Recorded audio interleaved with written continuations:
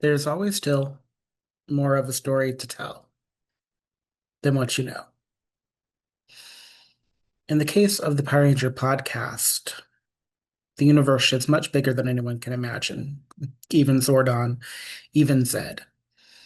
And Power Rangers Season 3, Corrupted, is going to showcase some of that and even more. At the end of Season 2, we left off in desolation. The actual reveal that Quentin Turner had become the Dark Ranger after spending an entire season with Zed was heartbreaking. The fact that he'd been called a traitor by Zed and then stripped of the suit that he'd been welded into was bad. And all the Rangers having given up the Sentinel orbs, marbles, whatever they were, to stop the smoke from spreading to every other military base, at least the US versions, making the satellite dish that had been cracked in half explode, finding themselves back in Area 52 in this round room again, even though it looked different. So familiar, realizing that, like losing Brick from there in season one, but maybe this time losing all of them. So they prepared for the end because they were vulnerable. No power suits, no real contact alpha. Zed's countdown clock going on in the corner, the hearing, the searing, blinding heat of the Sentinel power. And that's where we ended things. And I told them there's a season 3 and a season 4. So this is not the end, but you will not be prepared for how you wake up. And I was right. There's always more to the story. And Corrupted is no different. Welcome to Power Rangers Season 3, the season we've all waited a lifetime to tell the story of. So let's begin with that heat. It was searing, it was blinding. Eddy was protecting Quentin. Jane and Brick had a dance, just for moments. Everything turned to light. And then there was some pain, there was regret, there was darkness. And now, at the start of season 3, there is still darkness, but now it's cold. It's the first thing any of them feel, cold on their face. Quentin is the first to wake up. Um, I did this for a couple of particular reasons, but Quentin was able to leave a note saying he was going to see his family, which I think, especially for someone that had been missing for several months, as one of the first missing actually, is very important to do that. But then one by one, all of the Rangers, sans Quentin, wake up and they're lying face up, and there's a large icy pond beneath them in front of Ernie's juice bar. It's been snowing, and so their bodies are reacting especially to the cold around them. They're not really dressed for heavy gray winter, the promise of more snow or anything. They are dressed a little bit for winter clothing, like someone has placed some clothing on them. And then exasperated kids, 14-year-olds in hockey gear, Angel Grove High freshmen. Come on, wake up. Will you get up? We want to set up for hockey. Could you all hang out somewhere else? Effing seniors. Sometime before Christmas Eve, huh? And the four Rangers wake up and they realize sometime has passed. They don't actually know how much time. They don't know how they ended up where they ended up. And they're a little freaked out to see Quentin not there, but then they see his note, so it's less freaked out. It's still very, very scary. Um, Brick notices that Skull is kind of watching him. They get to go home, and I will explain a little bit in episode 2 about what their home life looks like, because that's its own thing. Everything there is a little off balance, especially for Jade, who has no one waiting at home for her but the voices of the people she loves. It's kind of there. But Brick is confronted by Skull. Well, confronted is a strong word, but confronted. Skull essentially, like, as the gang is going out and trying to get information from people, they eventually come to Ernie's juice bar to ask Ernie, because all they're hearing from the people that they know is that, hey, well, no, I saw you yesterday. I'm pretty sure I saw you. Um, Brick finds out from Skull that that's not true at all, that they have been gone for 2 weeks. No one had seen them. And then one day they just appeared, and they appeared where they were. And the only reason Skull has any information, even Bulk doesn't really know. And Skull has a little pterodactyl earring dangling off his ear.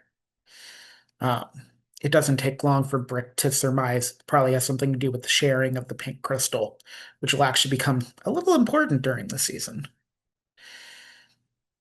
But Skull's like, it was the best 2 weeks of my life when you were gone. Nothing happening, that I have to worry about. He didn't care where they had gone. He didn't look a gift horse in the mouth.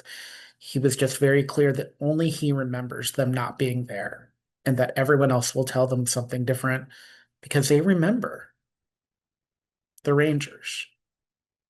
Interestingly enough, they don't really remember Quentin. They remember him being missing, but every other Ranger they remember as being there. Skull tells Brick to let it go, just to be happy that he's there. And maybe don't bother me anymore, because Skull is still Skull at the end of the day. Though something has clearly happened that Skull remembers everything. And it may just be the Brick and Skull connection via the pink crystal, but it may be something else completely. It's hard to say. There's so many unanswered questions. You know, Cecily's parents don't recognize the place they live. They think the stuff from the Ren Fair world is from the former owners. They think that Cecily's a cheerleader for some reason. It's very strange. And they're communicators. Don't get any response. They can't get a hold of Alpha. The communicators bounce back in an echo of their own voice. A bad echo at that. As they're in front of Ernie's juice bar after this confrontation that Brick and Skull have, and Skull will not communicate with the rest of the group for whatever reason. They get interrupted as they're trying to figure out what next steps to do.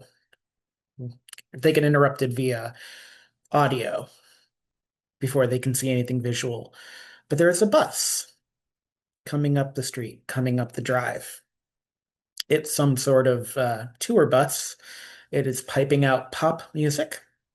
It's pretty loud, mostly for the benefit of those on the street. The closer it gets, the Rangers can see as a group expectantly grows of people that were either expecting or love the sound of this tour bus and what's going on.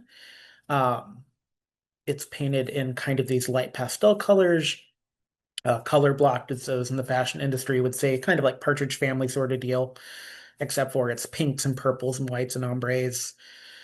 There are speakers as it stops in front of Ernie's Juice Bar, facing out towards the street. Um, the speakers are in custom white. There is a set of silver railings atop the bus, which is a little strange. And when the bus stops, it starts playing instrumental pop techno music from within the bus to the speakers outside the bus. And all the people, save for the Rangers, begin to dance. People in the juice bar come out. There's something very familiar about the techno beats. It's not just an oons, oons, oons sort of thing. It's an actual song that's happening. And it takes a few minutes. Maybe they were waiting for a predetermined size of crowd.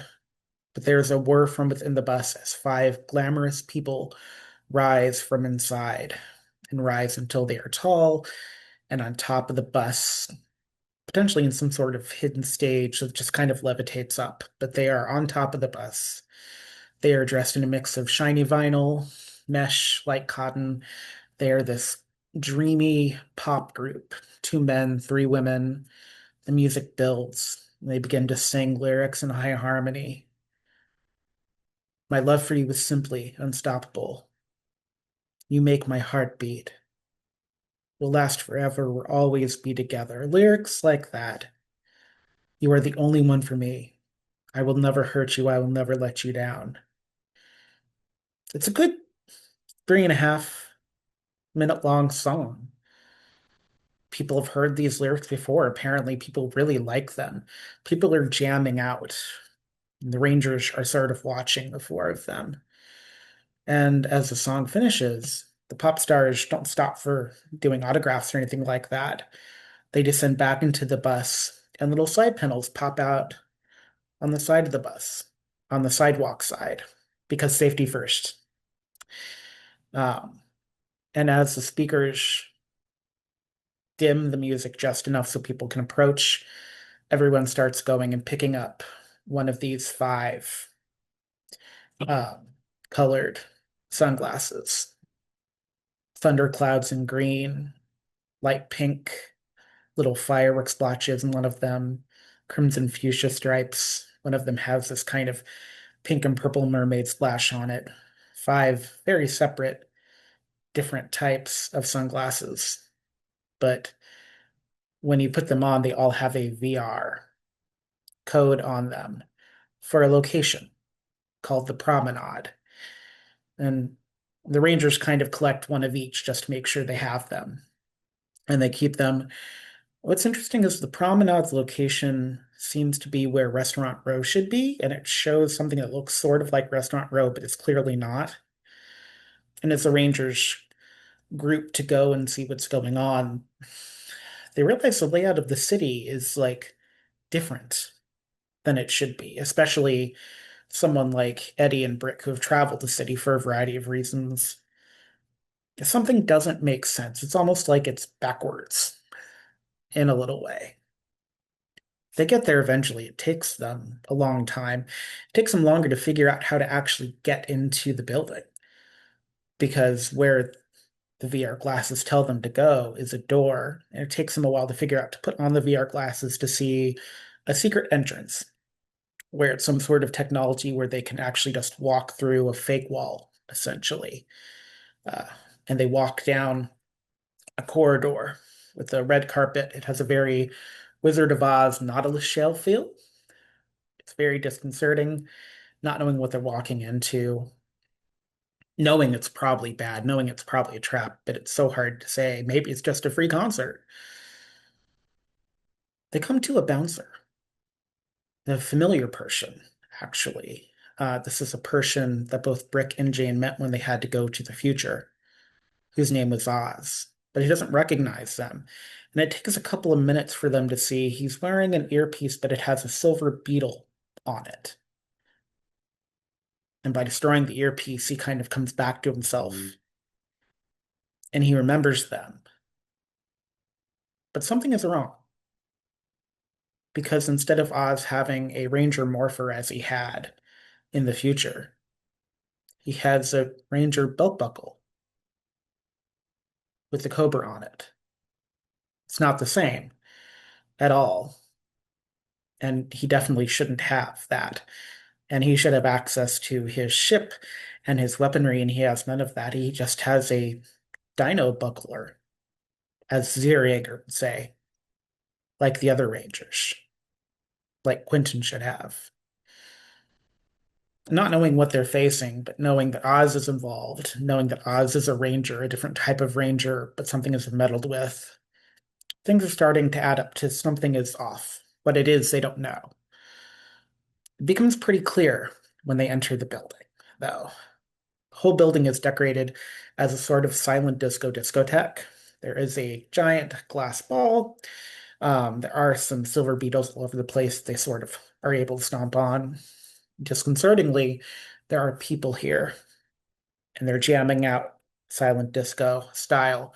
But as they jam out to this music that only they can hear, energy is being drained off of them in five very distinct colors, and then six, seven, eight colors the Rangers haven't seen, oranges and purples and white, but also greens, red, black, yellow, blue, pink.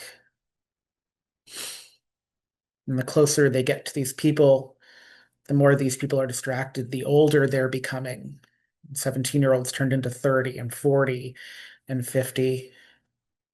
And when they try to wrestle these people away, they encounter not just putties, but also like it is a struggle.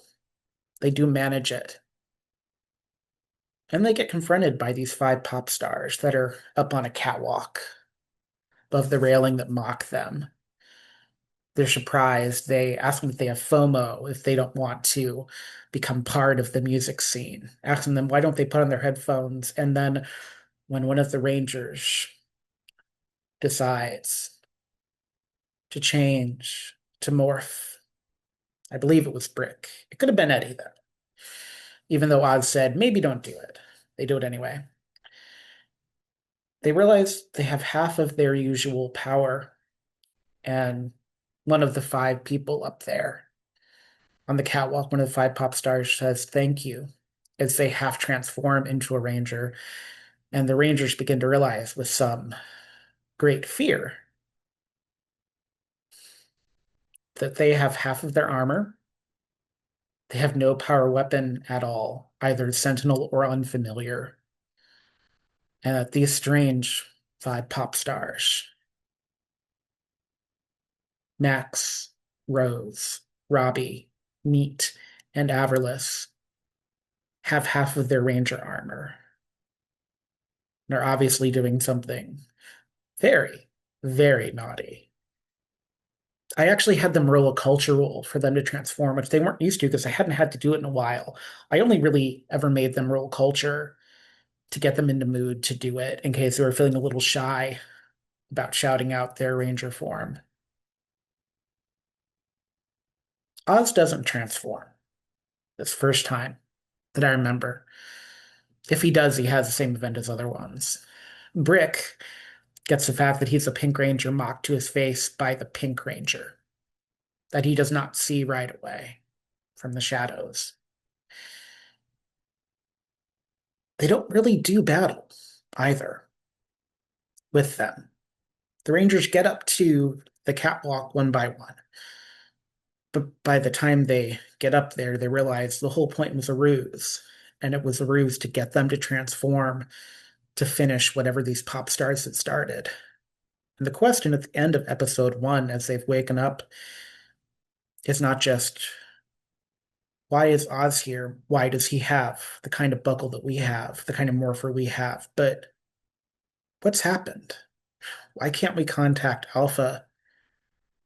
What's wrong with our home life? Why is there Ken and Denise instead of Kim and Dennis? What did these young people, whereas there were older folks that had adopted Eddy before? Why have Brick's parents switched personalities essentially, and now Brick's dad is suspicious of Jane? Power Rangers corrupted. Is the corruption just in the suit? Is it in Angel Grove itself? Or is it something darker than anyone could possibly imagine? Welcome to season 3. It's the season where everything gets bigger and everything changes because it's not just Angel Grove anymore. What has happened has changed the balance of the universe itself. And it's time to find the strength because this fight, you might lose more than your body. You might lose your very soul itself. Stick around. Episode 2 is next. It's time for a winter feast.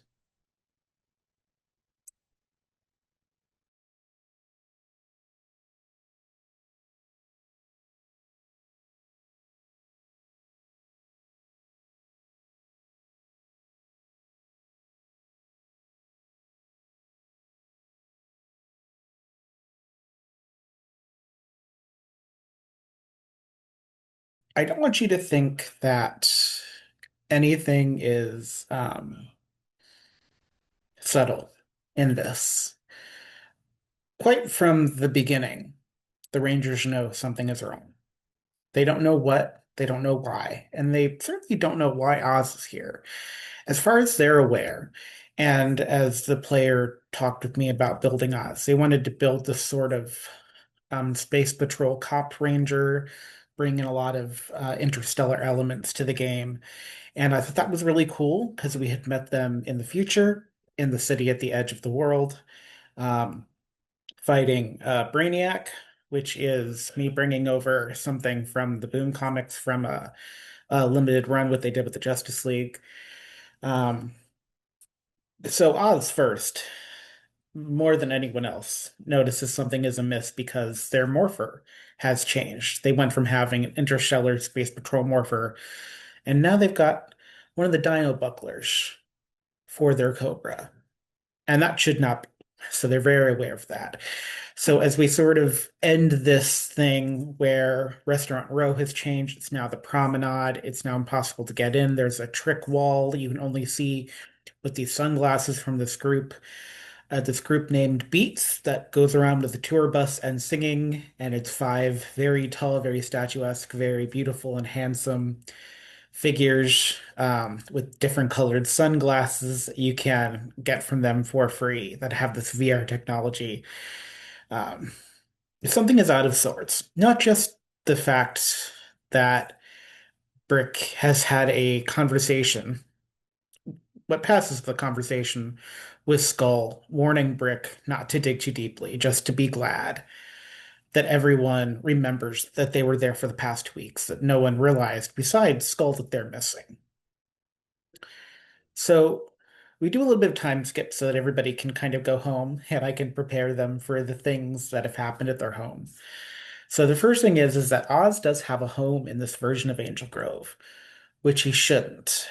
And I took Oz's backstory and a very weird home life where his brother was chosen as a ranger and Oz really wasn't supposed to be a ranger, not in the way that he got to be one. And his dad wasn't very understanding. And I gave him a 1950s style home. I gave him a fully kitted out room that had like a lot of NASA merchandise in it, very much like someone whoever had made this room was mocking him. Because I know TV in the 50s and 60s, I purposely gave it so when he entered the space, this kind of pre-Brady Bunch, Leave It to Beaver style house actually made his vision a little fuzzy around the edges, almost like he was stepping onto a TV set. He pretty much immediately said he did not want to stay there. And so he ends up in this season 3 in Corrupted, sleeping in the spare room over Jane's garage. And Jane actually needs to have someone friendly nearby. Because, to be perfectly honest, Jane is going to spend a lot of this season distracted. The thing about Jane's home that has changed is that there are people there, in theory, but she can only hear them. She can't see them every time she tries to go into a room where she's heard the voices, where she's communicating with them a little bit. They don't seem to actually be there.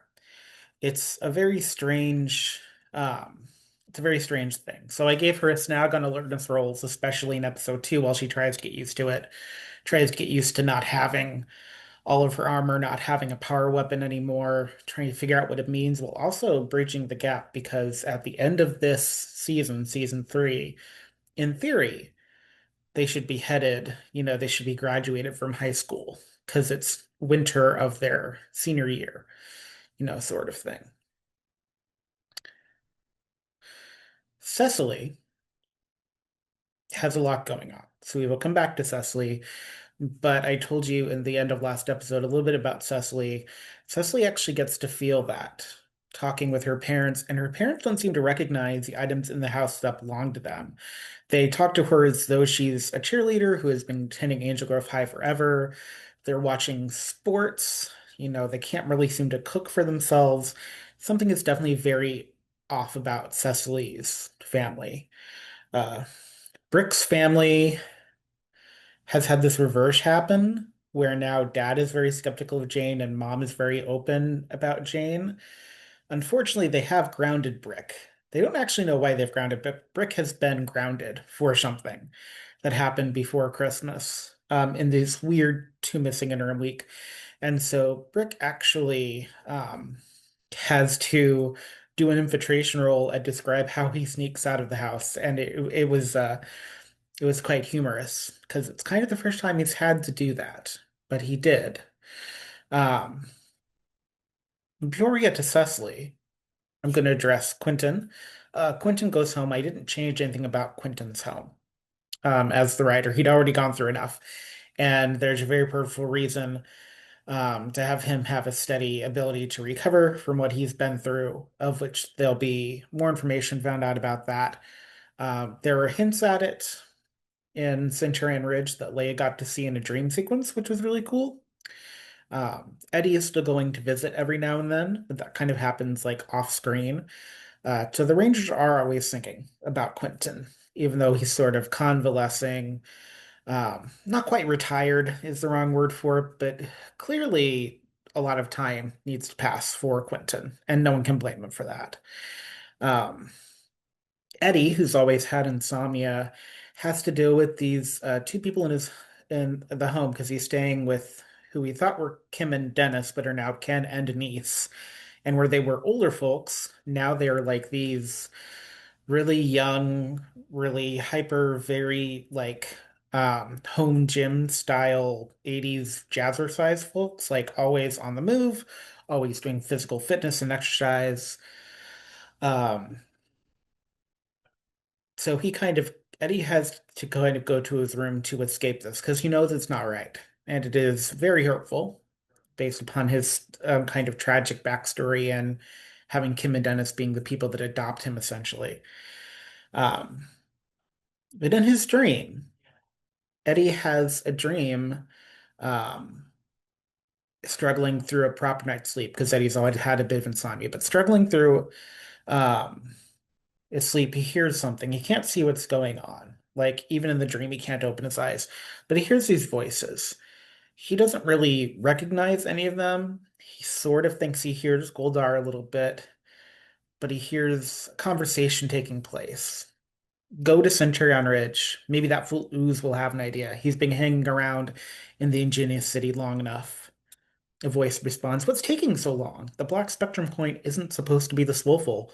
The rest of the coins have already been manipulated." And then Goldar's voice, "I knew we shouldn't have sacrificed Finster." And then the first voice says, "Well, who asked you, Goldar?" He doesn't know who the voices are except for Goldar. And he doesn't know why he can't open his eyes. But he also, when he wakes up, notices he has an IV mark where an IV mark shouldn't be. He doesn't have any memory of having an IV put in. Um, Over the course of the episode, he's going to go to the hospital, and a nurse is going to confirm that it's an IV draw that someone did that was a little bit rushed, but can't confirm how old it is, other than they rushed so it bruised a little bit. It's not debilitating, but the fact that he can't get to the command center, because when they try to get to the command center, they have that thing in the Sonic video game where you start to teleport and then you sort of pinball back. Um,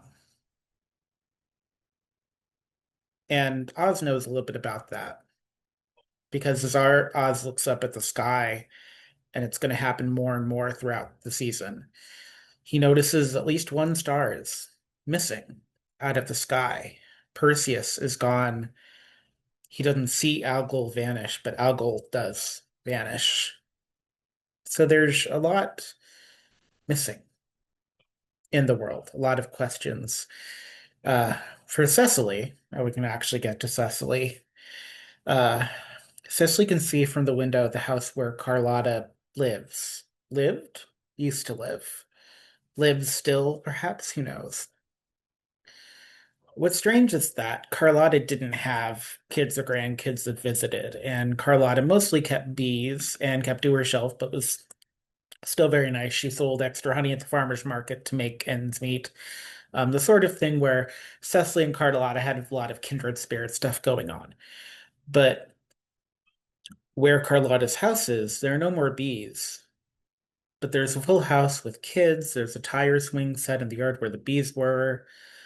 And Cecily goes out to check her mail, to get away from parents to think about everything that's been happening. And she gets a coupon in the mail for something called Duels and Dinner. It's a jousting medieval era style experience. Um, when she looks at it and she's like, wow, is this like this trademark thing, sort of? It's a medieval times styled experience, anyways.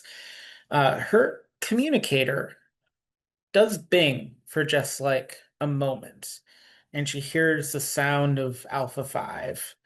Cecily, Cecily, can you hear me?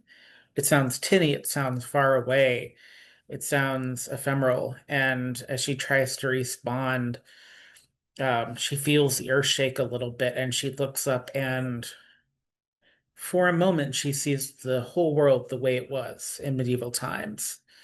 Angel Grove is this unspoiled, unfound, earth-enriched environment, lots of trees everywhere. For where she is, there's ridges in the land, places where there's definitely a stream going in that way. In the distance, a Native American style tribe, and then on the other side of the distance, like a pilgrim style settlement. There's the sound of nature and the sound of water. And there's a small clearing here with a mound of fresh dirt. It's just far away enough to know that Cecily realizes that's where the chicken coop is in the world that she lives in, the real world, it seems. Um, she goes to the mound of fresh dirt where the chicken coop is, and there's something half buried in it, and in it is a lunchbox from the TV show Gargoyles. It's a metal aluminum lunchbox, and she opens it, and there's a note in her own handwriting that says, "Safe to fill." And she did not write it, but she knows. Explosions and fire begin as she's considering this note far away, upturning the earth around her. Um, Not next to her, but enough away that she's looking at happen. There are these explosions, fireballs. There's something shooting fireballs from the sky from nearby. And she can hear people kind of screaming in the villages and the pilgrim sentiment nearby, but she doesn't have time to respond before she's back in her own time, smoke in her nostrils. The upturned earth beneath the chicken coop is still upturned, even though the chickens are not coming out, by the way, which was something Cecily player really whined about, is if the chickens are okay. And I'm like, they're not coming out. For some reason, they're not cooperating. The rest of the mail has fallen away, but she's still holding the coupon for dinner and duels. She's still holding on to the gargoyle's lunchbox and that note signed by her, which is in her handwriting, but not something she wrote. There's no Carlotta, but her communicator did go off. And the one person she can think of that would actually know anything about cartography beyond her expertise, maybe like how old the paper is Dr. Amy Whitaker Scott. She wants to go see Dr. Scott, and she does have some time. I can't remember during the episode if we actually got to this or if we did this separately, but what she sort of learned is that this was really old paper. Um, And this is not the only discrepancy that Dr. Scott has been seeing in her archives. Uh, we're going to find out more about that later, as she goes to find out more from Dr. Scott as the weirdness continues. But we will come back because the allies are still potentially in Angel Grove from the end of season two. Um, one thing is Cecily seeing herself dressed as a Blue Knight and Dr. Scott talking about how there are just things that are in the archives now that weren't there when the drawings were last looked at. And they're sort of protected archives, so it is very strange. Of course, Dr. Scott, as an ally, is aware of the strangeness because she had the golden beetle that became the scarab shield that Brick the Pink Ranger has. Um, a whole bunch of the Rangers decide to come to dinner with Cecily. A whole bunch of people got this coupon. And so Brooke and Jane are trying to have a date night. Oz kind of comes along because he's moved into Jane's art studio slash overhead garage space. Um, Duels and Dinner, or Dinner and Duels, does have a gift shop available. There's a small museum of torture for a fee, or you can just wait for the guard to get bored and kind of walk in while they're not looking or while they go to get some more soda. Um, Cecily again gets a message in her own handwriting.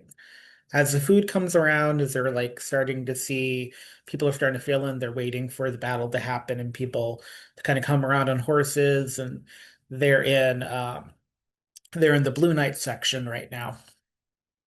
She gets a note on her plate of food and it's mostly handheld food. So they're not really utensils, but she gets a note that says, sneak in, don't support the torture, find the tunnel. And again, this is in her handwriting. And the only thing she's seen torture wise, uh, besides what Quentin has gone through, obviously, is the little torture museum in Duels and Dinner. And so she has a very perplexing 5 to 10 minute conversation. She slips off, by the way, to go do this on her own. She has a very perplexing 5 to 10 minute conversation um, with the young kid in charge of the medieval torture museum. Um, and then eventually gets them to kind of go off in some philosophical quest of some kind. And she's not quite sure where to go, but she does kind of mess around a little bit in the space, trying to figure out exactly what this message meant about the tunnel. The only piece of equipment that is kind of flush against the wall is an Iron Maiden. And not that you want to go into an Iron Maiden, but she does manage to pull one of the spikes that has a switch, and it does open a little secret tunnel in the wall of this Duels and Dinner place. The tunnel does go uh, into the walls of the establishment. It's enough that kind of sideways she can turn and slide and slide and slide. She eventually gets behind where the locker room is for all of the knights, and she can hear the knights talking. And they're talking like, bro, how are you going to be a knight? You're only on like 3 plates, you know. Bro, how are you going to swing a broadsword, let alone a mace? And it's these guys are just kind of teasing each other, and then they use the phrase, and we all have to be in one accord, right? Right. So let's be in one accord. Cecily can smell the burning of a candle, and she hears this chanting about being in the same accord. Um, Eventually, they're going to stop chanting and they get all their gear on. And she waits for them to leave the locker room before she enters the locker room. It's this weird thing of that there's a candle that she can see, but it's only out of the corner of her eye. It's a gray candle. Um, it does like um, send her ranger self kind of tingling. But something is not right about it. But like when she tries to look at it straight on, she can't see it. It's gray and it's gray in the way that stuff from the Wandering Blight is. It's sort of an absence of color, and in the absence of color, she sees it as gray, and she can't really see anything except for beyond it, there is sort of a blue sword. There's a sword with a blue unicorn handle on the wall. It's an obviously fake sword, and when she goes over to kind of examine it, because she is the Blue Unicorn Ranger, the handle opens, and it opens to a room that doesn't look like it should physically be in the space, but it is. It's a big room with a library. There's scroll work with parchments laying on a desk. There's no windows and just small candles for light. There is a big bulletin board, cork board type thing with a whole bunch of pictures of different places on it. One of her own backyard, one of Carlotta's house with a question mark, one of the North Beach, um, where Brick disappeared into and got the first power weapon in that North Beach was somewhere they'd been in season one. The cave of the North Beach is the focus of the picture. It has a little X on it. There's a bookshelf that she has no idea what that bookshelf is, but it is missing a book of some kind. There's a picture of a mantle with a question mark over it. And as she starts to look around, as the GM, I keep commenting, well, this looks like your handwriting. This looks like the space is laid out in a way that she would have laid it out. So she starts looking at some of these scrolls. She tries to contact the other rangers, but it seems like it's sort of a dead cell phone zone in a way. And as she's going through all this, she hears the chant from the crowd begin. The Blue Knight. We're waiting to see the Blue Knight. They must be preparing extra hard. And obviously, Cecily, as a medieval historian and as a Blue Ranger, is like, Blue Knight? Well, that's kind of me. As she hears a voice and she's in that space where she sort of has to exit the room. And she hears a voice, and it's like a person that works at Durandal's kind of looks at her expectantly as she kind of exits the room just in time and is in the locker room. And he's like, well, are you ready? You need to get the rest of your costume on. Um, and this turns into a thing where Cecily was going to try to be demure and try to figure a way out of the conversation until she saw the Obsidian Knight, who she needed to face, or who someone needed to face. And this Obsidian Knight, who was beginning to hypnotize the crowd, and that was making the other Rangers waiting to find Cecily kind of nervous. They were about ready to go looking for her. This Obsidian Knight sort of hypnotizing the crowd and getting stronger and getting beefed up by the joy of the crowd.